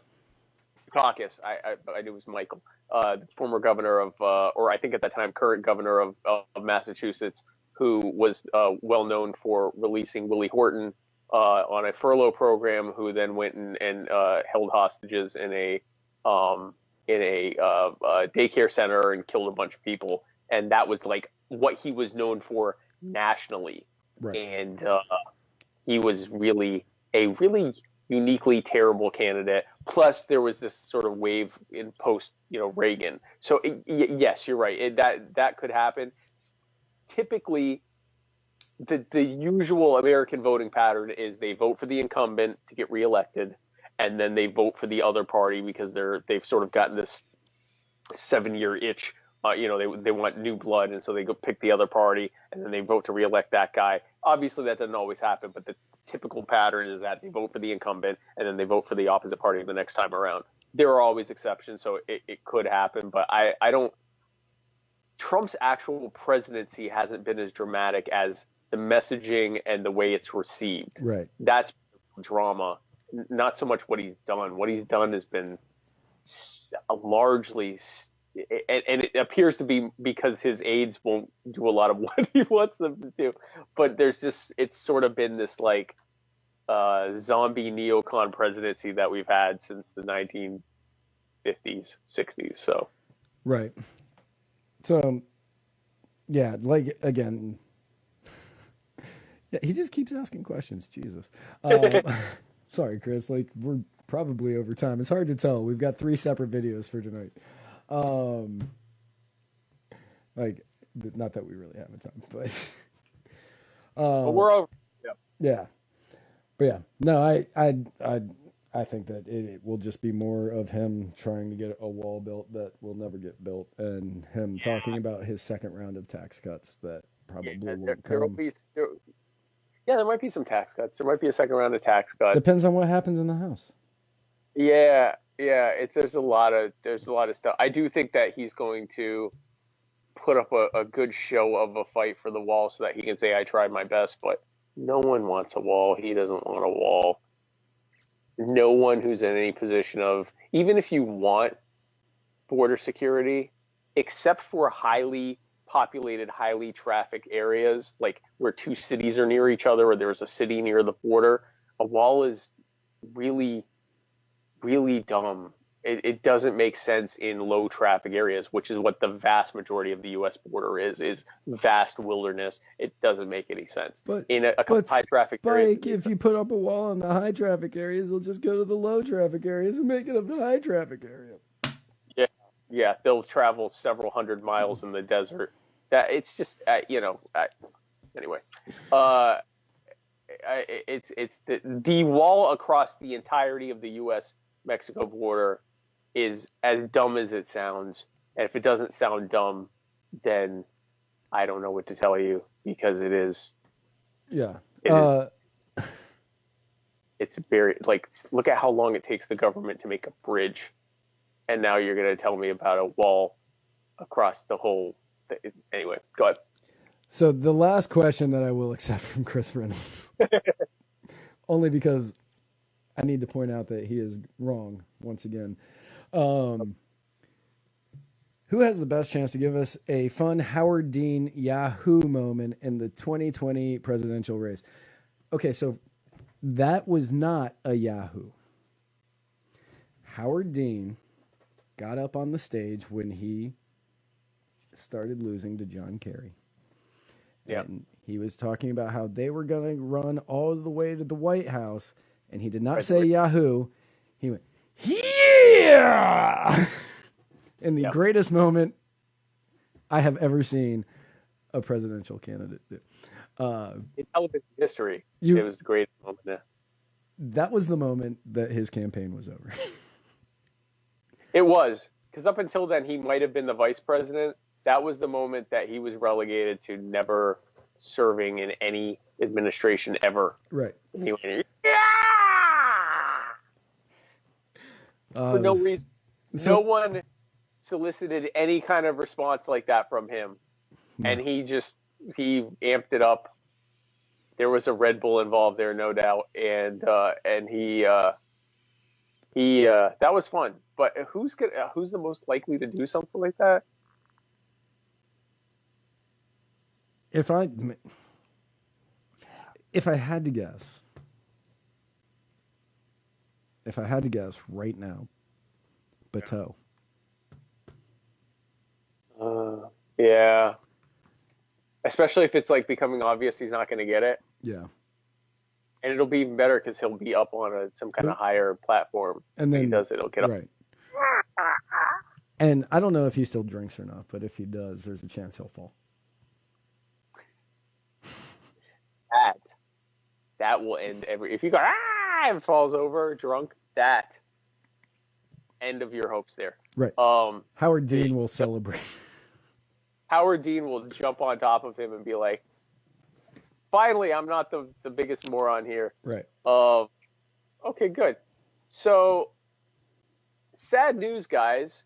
I will not be having a show tomorrow, and I've been sick. I'm doing better, but I'm not there yet. And then next week, I'm not even going to be in town. I'm going to be out for medical stuff. I am going to still do my show with Matt because I can do that from whatever couch I can find. And I think he's spent all of April on the couch.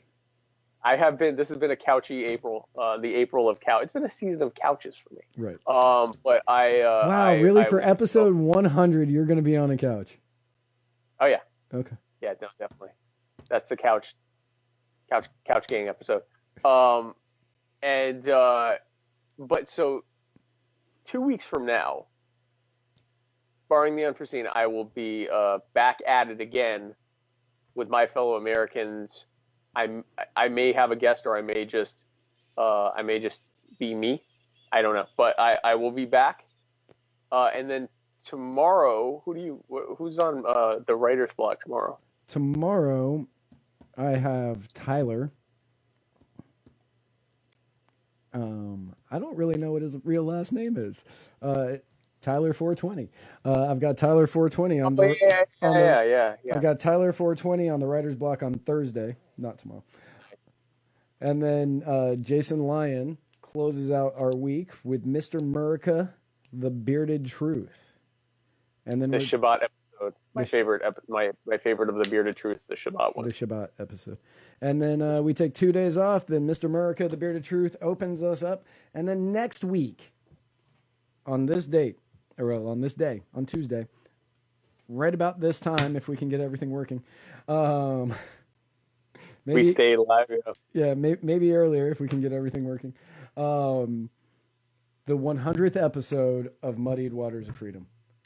100. 100. 100. And so tune in to all of that. Tune in. Yeah. Tune into all of that. Chris Reynolds, you are welcome for putting up with you. You're always a pleasure. And you're always welcome. Chris Reynolds, attorney law, everybody. Right, and you're a great friend. Absolutely. So, Matt, if someone were to go onto this internet thing and look for us, would they be able to find us, and how? So they would be able to find us by going to facebook.com/Muddied Waters of Freedom. You can also find us on Instagram at Muddied Waters of Freedom. You can find us on the Twitter at @muddied_waters. You can also find us on the YouTubes at youtube.com/Muddied Waters Media. And you can find this and every episode at muddiedwatersofreedom.com. That sounds amazing. I'm so excited that people can find us so easily. Yes, me too. So, are we ready? Also, big shout out to my good friend from Alden Rest. My good friend, a C note of episodes. Yeah, C note of episodes. My good buddy Alden Rest for allowing us to use his music on today's episode. The name of the song is Collide. I don't even know if it's available, but it's a great song. So rip it from our show. Rip it from our show. No IP here. So guys, thanks again for joining us. We will see you next week. And where we're going, we don't need roads. To the waves crashing on us, and the breathing's getting harder. Trying to stay above the water when we collide. You always look like a star. I always look from afar. Too shy for your type, so when you said hi, guess you took me off guard. And you just laughed at my shyness. Felt like I was meeting her highness. Cause you were always a queen, made me feel like a king, and now here we are, yeah. And we ain't worried about nothing. We ain't worried about nothing. We ain't worried about nothing. No matter what we've done, we put love in it. We ain't worried about nothing. We ain't worried about nothing. We ain't worried about nothing. So when the storm shall come, we're still loving it.